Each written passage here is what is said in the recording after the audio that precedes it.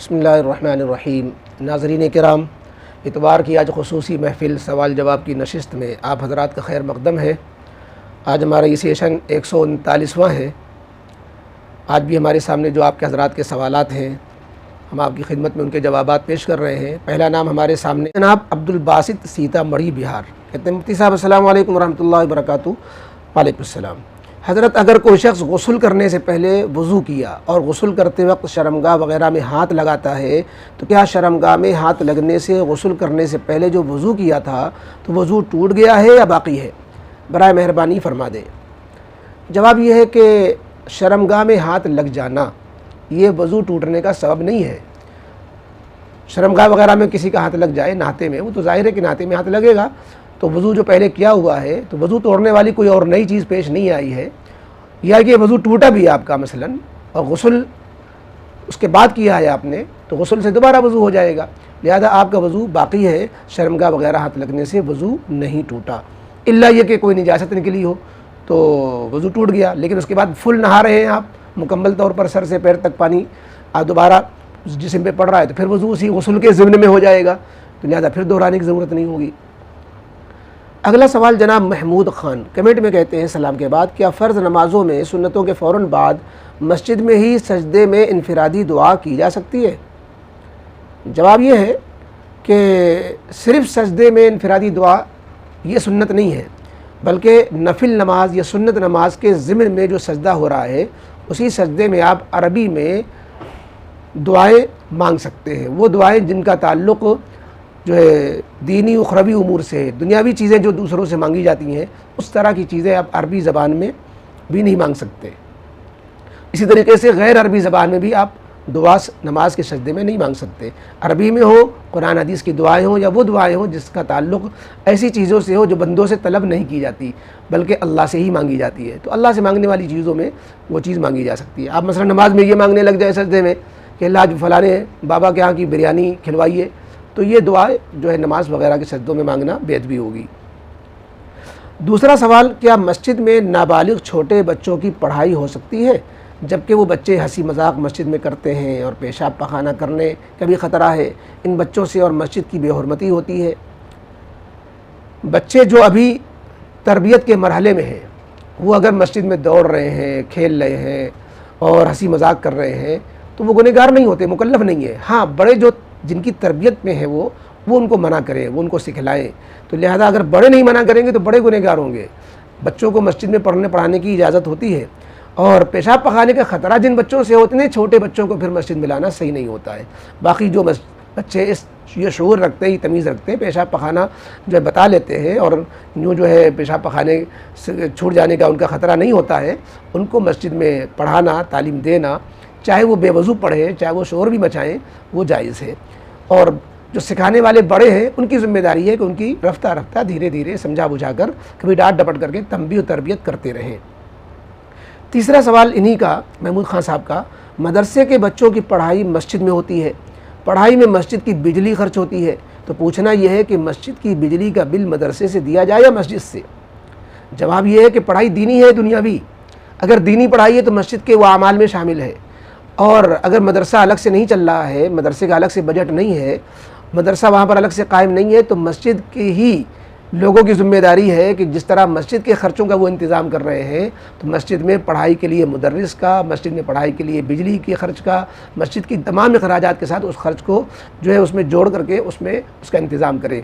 क्योंकि दीनी तालीम को बाकी रखना अगर अलग से कोई मदरसा नहीं है तो मस्जिद वालों ही की ज़िम्मेदारी बनती है, तमाम मुसलमानों की ज़िम्मेदारी बनती है, तो मस्जिद के मुसल्लियान की भी बनती है। लिहाजा अगर बच्चों पर मस्जिद की बिजली खर्च हो रही है तो मस्जिद के ही अखराजात में वो शामिल है, लिहाजा कोई हर्ज की बात नहीं है। हाँ, अलग से मदरसा कायम है या अलग से उसका चंदा होता है, तो बच्चों के पर जो बिजली खर्च हो रही है उसको अलग से वसूला जा सकता है कि भाई मदरसे वाले मस्जिद में दे दे, मस्जिद की बिजली खर्च हुई है। अगला सवाल, इन्होंने नाम नहीं लिखा बल्कि इन्होंने 3 फ़ोटो भेजे, तहरीरें भेजी हैं और पूछा है कि गुजारिश है कि इक़ामत दीन का मुकम्मल और मुफस्सल जवाब दीजिए। इन दोनों बड़ी शख्सियत के बात में टकराव नज़र आ रहा है, या ये हो सकता है अवामी लोग उसको सही से नहीं समझ पा रहे हैं। इन्होंने जो 3 तहरीरें भेजी हैं, 3 नहीं है बल्कि हैं वो 2 ही। एक मुफ्ती ज़रवली ख़ान साहब का इक़ामत दीन को उन्वान से अहसन खुतबात जिल्द सोम सफ़ा 203 का इक़्तिबास भेजा है कि मुफ्ती ज़रवली खां साहब ने फरमाया इक़ामत दीन किसको कहते हैं। हज़रत अक़दस मौलाना मुफ्ती महमूद साहब रहमतुल्लाह अलैह जो दीनी उलूम के बहुत बड़े इमाम थे, वो अक़ामू का माना करते थे। अगर ये लोग नाफिज कर देते तौरात इंजील और जो वही उनके पास आई, इक़ामत तब होती है जब उसमें निफाज आ जाए, और निफाज इसको कहते हैं कि अगर नाफिज करदा अहकामात को मानने में कमी हो तो उसमें सख्ती की जाए। ये तहरीर तो हो गई, मलफूज़ है ये मौलाना ज़रवली खां साहब का जो आसन खुतबात में। और एक दूसरी तहरीर इन्होंने भेजी है अल-फ़ुरक़ान के हवाले से। अल-फ़ुरक़ान माहनामा लखनऊ मार्च 2015 का शुमारा है। उसमें मौलाना खलीलुर रहमान सज्जाद साहब का मज़मून है गालिबन। कहते हैं हिफाजत और इशाअत के बाद मरहला आता है इक़ामत दीन का। ये भी हमारा फ़र्ज़ और हमारी ज़िम्मेदारी है। आम तौर पर जब इक़ामत दीन का लफ्ज़ बोला जाता है तो इससे हुकूमत और इक़्तिदार पर कब्ज़ा मुराद लिया जाता है। हालांकि कुरान में अक़ीमुद्दीन का लफ्ज़ इस मफ़हूम में नहीं आया है। इसलिए पहले हमें यह समझ लेना चाहिए कि इक़ामत दीन का मतलब क्या है। इसका मतलब ये नहीं है कि हमारे हाथ में हुकूमत आ जाए और हम ही लोगों को इंसाफ दिलाए। ये इस्लाम की सही तर्जुमानी नहीं है, बल्कि इसका मतलब यह है कि हम ये कोशिश करें कि निज़ाम हुकूमत आदिलाना हो जाए। हाँ, अलबत्ता हमारी मुखलिसाना तमन्ना ये होनी चाहिए कि चूँकि इस्लाम पूरी इंसानियत की फ़लाह व बहबूद का नुस्ख़ा कीमिया लेकर आया है, इसलिए अहले इक़्तिदार उसके अदल व इंसाफ और अमन पर मबनी निज़ाम हयात पर गौर करें और उसको समझ कर अपने मुल्क में नाफिज करने की कोशिश करें, ताकि कमज़ोरों को उनके हुकूक मिले, लोग गुर्बत, जहालत और बदअमनी से निकलें। खुलासा ये कि हमारी ये तमन्ना नहीं होनी चाहिए कि हुकूमत हमारे हाथ में हो, बल्कि ये होनी चाहिए कि निज़ाम हुकूमत आदिलाना हो। इन दोनों तरीक़े फ़िक्र में बहुत फ़र्क है। ये इक़ामत दीन वाली इस्तिलाह इस दौर में इस तरह इस्तेमाल की जा रही है कि उसको इस्तेमाल करते हुए डर लगता है कि कहीं उसका वही मुरव्वज गलत मफ़हूम मुराद न लिया जाए, और इसी वजह से उसकी वजाहत करना भी ज़रूरी समझा गया। ये इन्होंने तहरीर जो भेजी थी वो हमने पढ़कर सुनाई। इसमें ये पूछ रहे हैं कि इक़ामत दीन का सही मतलब क्या होता है। ये इक़ामत दीन की तशरीह मौलाना खलीलुर रहमान सज्जाद साहब ने फरमाई, उससे कुछ और समझ में आता है, और इक़ामत दीन के मतलब मुफ्ती ज़रवली खां साहब ने लिखा तो उससे कुछ और समझ में आता है। भाई ऐसा है, इक़ामत दीन के जो लुग़वी माना है, दीन को मुकम्मल कायम करना। ये लफ्ज़ जिस तरीके से दीन को कायम करने के लिए बोला गया है, नमाज को भी कायम करने के लिए बोला गया है। अक़ीमुस्सलाह, नमाज को कायम करो। इसका मफ़हूम मुफ़स्सिरीन ने लिखा, नमाज को उसके फ़राइज़, वाजिबात और एहतिमाम जमात के साथ मस्जिद में पाबंदी के साथ अदा करना। इसी से मफ़हूम आप इक़ामत दीन का भी निकाल सकते हैं। दीन को उसके तमाम शोबों के साथ तमाम ज़िंदगी के मराहिल में इनफरादी और इज्तिमाई तौर पर दीन के तमाम शोबों को दीन के तमाम लोगों के दरमियान आम करना, कायम करना, शाये करना, नाफिज करना, ये सारे मफ़हूम इक़ामत दीन में शामिल है। लोग अपने अपने अंदाज से तशरीह करते हैं और समझाने का एक अंदाज़ होता है। कोई किसी पहलू को ले लेता है, कोई किसी पहलू को ले लेता है। आपको टकराव नज़र आया, हमें दोनों की बातों में टकराव नज़र नहीं आ रहा है। मुफ्ती ज़रवली खां साहब निफाज फरमा रहे हैं और वो कह रहे हैं कि इस्लामी तरीक़े पर लोगों की ज़िंदगी आ जाए। तो दोनों का मतलब में तो कोई बज़ाहिर ऐसा फ़र्क नहीं है। हाँ, इक़ामत दीन का एक माना जमात इस्लामी के लोग लेते हैं, वो कहते हैं हुकूमत इलाहिया को कायम करना, और ये इक़ामत दीन का मफ़हूम उसको मौलाना सज्जाद साहब कह रहे हैं। ये मफ़हूम जो है मुतय्यन नहीं है कि आप जो है हुकूमत इलाहिया के क़याम का हुक्म दिया जा रहा हो, बल्कि दीन के अमल करने के लिए तमाम माहौल को साजगार करके उस पर चलने की फ़िज़ा बनाना और सबको चलने के लिए उसके लिए कोई रुकावट ना रहे, ये इक़ामत दीन को कायम करने के मफ़हूम में आता है। उम्मीद है कि बात कुछ हद तक तो वाज़ेह हो गई होगी, बाकी तफसील इंशाअल्लाह किसी और मौके पर। अगला सवाल, जनाब साथ कहते हैं, अस्सलाम वालेकुम मुफ्ती साहब, एक मसले की वजाहत फरमा दीजिए। क्या शौहर अपनी बीवी की इमामत कर सकता है जिसमें शौहर इमाम बने और बीवी मुक्तदी? वजाहत फरमा दीजिए। शौहर को बीवी की इमामत की ज़रूरत क्या पड़ी? शौहर साहब को चाहिए कि मस्जिद में जाएँ, जमात से नमाज़ पढ़ें, और हाँ किसी वजह से देर हो गई, ताख़ीर हो गई, देर में आँख खुली या कोई बीमारी है, घर पे नमाज़ पढ़नी पड़ रही है, तो बेशक शौहर इमाम बन करके बीवी के साथ नमाज़ पढ़ सकता है। बस ये है कि बीवी बगल में नहीं खड़ी होगी, शौहर आगे खड़ा होगा, चाहे वो अकेले हो, और बीवी अकेले है लेकिन वो पीछे खड़ी होगी, और तकबीर भी खुद कहेगा। इक़ामत जैसे तकबीर कही जाती है, औरत नहीं कहेगी, शौहर खुद कहेगा, और शौहरी जो है अकेले नमाज जो है बीवी को पढ़ा सकता है। इस तरह जमात का सवाब मिल जाएगा, और अगरचे मस्जिद में जमात का जो सवाब है वो नहीं मिलेगा। लिहाजा कोई हर्ज नहीं है, शौहर अपनी बीवी के साथ इस तरह नमाज़ पढ़ सकता है। अगला सवाल, जनाब हमज़ा, इन्होंने कुछ फ़ोटो भेजे हैं तावीज़ वगैरह के, और पूछा है, हज़रत ये मेरे घर की छत पर 3 अलग अलग जगहों में ईंटों के नीचे में दबे मिले हैं, ये क्या है हज़रत? भाई हम इतने बड़े हज़रत नहीं हैं, हमें तावीज़ नहीं आते, और हम आपके नक्श को समझ नहीं पाए कि इस नक्श में जो नंबर लिखे हुए हैं ये किस मकसद के लिए हैं। बज़ाहिर ये कि कोई चीज़ खो गई है या आपस में प्यार मोहब्बत के लिए ये तावीज़ किसी ने लगाए हैं। आप ऐसा किया करें कि तावीज़ वगैरह के चक्कर में ना पड़ के मंजिल में जो आयतें, सूरतें और दुआएं लिखी हैं उनको रोज़ाना घर में पढ़ने का मामूल रखें। अगर किसी ने बुरी नीयत से भी कोई तावीज़ आपके घर में लगा दिए होंगे, इंशाअल्लाह उसके बुरे असरात से आपका घर महफूज रहेगा। मंजिल के पढ़ने का एहतमाम रखें। अगला सवाल जनाब कलीम कानपुर कहते हैं अस्सलाम वालेकुम, दुआ की दरख्वास्त है, अल्लाह अच्छा रखे। वालेकुम सलाम। एक साहब ने पूछा है कि एक जगह सिर्फ मस्जिद टूट के दोबारा से बन रही है, अभी मदरसे की कोई शक्ल नहीं है, तो किसी को उस मस्जिद में मरहूमीन की तरफ से कुछ पैसा वगैरह देना है ताकि मरहूम को हमेशा सवाब मिलता रहे, तो किस नीयत से पैसा दे सकते हैं? इमदाद का या सदक़े का या नफली सदक़े का या और किसी मद में? जो ज़िंदा हज़रात हैं वो किस मद में पैसा देंगे? रसीद में क्या लिखा जाएगा? बराए मेहरबानी तफसील से बता दें। हो सके तो उसकी छोटी अलग से वीडियो बना दें। भाई मस्जिद की तामीर में पैसा जो लगेगा वो इमदाद बोले उसको, नफली सदका बोले उसको, वो सदका जारिया होता है। सदका जारिया का माना यह है कि जब तक मस्जिद रहेगी, मस्जिद में नमाज़ पढ़ी जाती रहेगी, तो जिसका जिसका पैसा लगा है उन सब को सवाब दर्जा बदर्जा मिलता रहेगा। लिहाजा मरहूमीन की तरफ से आप लगाएं तो भी सदका जारिया की नियत कर लें। ज़िंदा हज़रात करें तो ज़िंदा हज़रात भी अपने लिए ज़िंदगी ही में सदका जारिया वाला कोई काम करके जा सकते हैं। लिहाजा जो है मस्जिद में जो भी पैसा देंगे, चाहे उन्वान कुछ भी हो, आप रसीद में तो सिर्फ इतना ही लिखें बराए तामीर मस्जिद, ज़्यादा से ज़्यादा सदका जारिया करते हैं। बहरहाल वो सदका जारिया का काम और मस्जिद की तामीर में हिस्सा लेना बड़ा कार खैर है, और जो भी उसमें थोड़ा ज़्यादा ताउन होता है वो सदका जारिया ही होता है।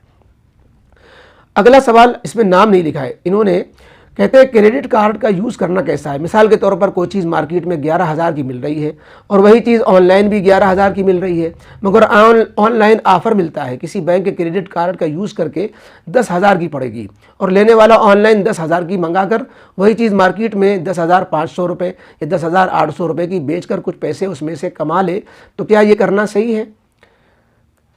ये कंसेशन हासिल करना तो सही है, ऑनलाइन आपको सस्ती पड़ी आप मंगा सकते हैं ऑनलाइन, किसने मना किया है? फिर अपनी चीज़ आपकी मिल्कियत में आ गई, आप उसको जिस दाम में चाहे बेचें, उसमें आप नफ़ा कमा ले रहे हैं, कोई हर्ज की बात नहीं है। बाकी ये क्रेडिट कार्ड का यूज़ करना, क्रेडिट कार्ड में अगर आपने अपने वक्त पर पैसा नहीं जमा किया तो उसमें जो सूद चढ़ने लगता है, ये चीज़ इसमें गलत हो जाती है। इसलिए क्रेडिट कार्ड वाले सूद से बचते हुए अगर उसका यूज़ करेंगे तब तो सही होगा, वरना गुनहगार होंगे। अगला सवाल RHD लो, ही पता नहीं क्या चीज़ है, इसका फुल फॉर्म क्या है। बहरहाल कहते हैं मुफ्ती साहब योगा करना कैसा है? योगा योगी लोग करें तो कोई हर्ज की बात नहीं है, मुसलमान योगा करेंगे तो योगा ये गैर मुस्लिमों की वर्जिश का तरीक़ा है। अगर गैर मुस्लिमों की मजहबी वर्जिश से हटकर यूँ कोई वर्जिश करे, चाहे उसका नाम योगा दे चाहे गैर योगा दे, तो वो वर्जिश करना तो इस्लाम में वर्जिश की तो अहमियत है। तो सेहत के लिए, हिफ्ज़ान सेहत के लिए वर्जिश करना, ये इस्लाम में भी इसकी तरगीब दी गई है। लेकिन योगा का जो मखसूस अंदाज़ है कि उसमें बाद मखसूस बोल बोले जाते हैं, मखसूस तरीका इख्तियार किया जाता है, सूरज के सामने जो है बैठ कर किया जाता है, ये सब तरीक़े मुशरिकाना है। अगर शिरकिया चीज़ों से, यानी जहर के जो सांप के जो दांत हैं उसे तोड़ दीजिए, सिर्फ वर्जिश को बाकी रखिए, तो इसकी गुंजाइश दी जाती है। अगला सवाल यूज़र गो सलाम के बाद कहते हैं मुफ्ती साहब क्या मौजूदा हालात को देखते हुए मुसलमान अपनी हिफाजत के लिए अपने घर या अपने पास चाकू वगैरह भी ना रखें कि कहीं पकड़ ना लिया जाए, गलत ना फंस जाए? आखिर ना डर क्यों? कब तक हम लोग डर के मारे भीगी बिल्ली बनकर जीते रहेंगे? जब जान एक बार जानी है तो इतना डर क्यों? मौजूदा हालात को देखते हुए हमें क्या तदबीर इख्तियार करनी चाहिए? ये चाकू रख कर के अपनी जान बचाना, देखिए कानून, हर मुल्क के कानून को फॉलो करना पड़ता है। जिस तरह के हथियार, जिस तरह के चाकू, जिस तरह की चीज़ रखने की इजाज़त है, सिखों ने अपने लिए मसलन एक चीज़ पास करा ली है, मुसलमानों को चाहिए कि अपने लिए कोई चीज़ पास करा लें कि हमें ख़तरात होते हैं, दुश्मन परेशान करते हैं, हमारे लिए इजाज़त दी जाए कि हम ये लेकर चला करें, कोई हर्ज की बात नहीं होगी। गैर कानूनी तरीके पर आप लेके चलेंगे, दुश्मन को मारा नहीं, खुद जेल में पहुँच गए। इसलिए जो है ये कोई अक्लमंदी नहीं होगी। इसलिए बड़ों से मशवरा करने के बाद अरबाब हल्ल व अक़्द जो आप अपनी बात उनके सामने रखें, वो जिस कदर आपको मशवरे दें उसके दायरे में आप रह करके जो है अपना दिफा, और कानून तो दिफा के लिए तो कोई ज़ाब्ता ही नहीं है। अगर आप पर कोई चढ़ाई करे तो मॉब लिंचिंग में आप हाथ पे हाथ धरे ना बैठे। कोई आपको मार रहा है, 10 लोग मिलकर मार रहे हैं, आप एक मुक्का मार सकते हैं, मर जाए एक मुक्का मार करके, उस मौके पर आप हाथ क्यों जोड़े रहते हैं? कलमा क्यों नहीं पढ़ते। तो इसलिए जो है ये सिर्फ ये बात कहना कि डर क्यों गए हैं, ये वाकई बुज़दिली मुसलमानों में छा रही है। जान एक बार यकीनन जानी है, खुदा न खास्ता जब जान पर बात बन जाए तो फिर उस वक्त हौसला बुलंद करते हुए शहादत की नीयत से अपने को खपा देना चाहिए और जो बन पड़े वो करना चाहिए, और अल्लाह ताला का नाम भी उस वक्त बुलंद करते हुए जान दे देने में इंशाअल्लाह शहादत की मौत होगी और आखिरत में सुरखरू होंगे। वो नाकामी नहीं है आखिरत के एतबार से। अगला सवाल कहते नाम उम्मत की ज़िम्मेदारी कोई इनकी वो होगी। इन्होंने मुफ्ती अब्दुल रशीद साहब की पीर साहब वाली वीडियो पर कमेंट किया है और फिर आगे लिखा है काश ऐसा ही तावील कोई मौलाना साद साहब की करे, और अगर ज़रूरत पड़ जाए तो काम को देखते हुए कोई वफ्द उनसे मिले तो दीन के कितने बड़े नुकसान से बचा जा सकता है, क्योंकि ये चैन सिस्टम काम है। 99 दफ्तर वाली हदीस भी निगाह में होनी चाहिए। हम गुजारिश करेंगे इस सवाल को आप जो है रिपीट कर दीजिएगा। अगली मरतबा जब मुफ्ती अब्दुल रशीद साहब जवाबात देंगे तो वो आपका इंशाअल्लाह तसल्ली बख्श जवाब देंगे। आखिरी सवाल जनाब अरशद साहब कमेंट में पूछते हैं, मुफ्ती साहब अस्सलाम वालेकुम रहमतुल्लाहि व बरकातहू। वालेकुम सलाम। कहते हैं मुफ्ती साहब मसला ये है कि ई रिक्शा या ऑटो चलाने वाले स्टेशन से सवारी बिठाते हैं और सवारी के कहने पर किसी भी रूम वाले होटल में ले जाते हैं, तो होटल का मालिक ऑटो या ई रिक्शा वाले को उसके ग्राहक को लाने की वजह से कुछ रकम देता है, तो क्या ये रकम लेना जायज़ है?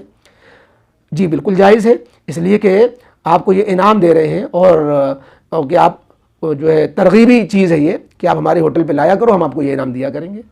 दूसरा सवाल, एक शख्स का ट्रक है और उसका ट्रक ट्रांसपोर्ट किराए पर लगता है, उसका 5% कमीशन ट्रांसपोर्टर लेता है और कमीशन के साथ साथ ट्रक के मालिक को चाय और दिन भर अपनी दुकान पर बिठा के बिजली पानी का सहूलत भी देता है, और जहां ट्रांसपोर्टर ट्रक पार्टी के पास किराए पर भेजता है वहां से किराया दिलाना भी ट्रांसपोर्टर की जिम्मेदारी होती है, तो क्या उसका 5% कमीशन लेना और ट्रक के मालिक का देना सही है? यह भी जायज़ है, क्योंकि ट्रांसपोर्टर जो है अपनी जगह इस्तेमाल करता है और उससे फ़ायदा उठाता है, तो 5% कमीशन जो है ट्रांसपोर्टर लेता है और उसको उसका मुआवजा देता है, तो ये मामला भी शरीयत के दायरे में दुरुस्त मालूम होता है। वल्लाहु ताला आलम। ये थे आज आपके सवालात व जवाबात जो अर्ज़ किए गए। अल्लाह ताला हमें दीन पर सही इल्म व अमल की तौफीक नसीब फरमाए।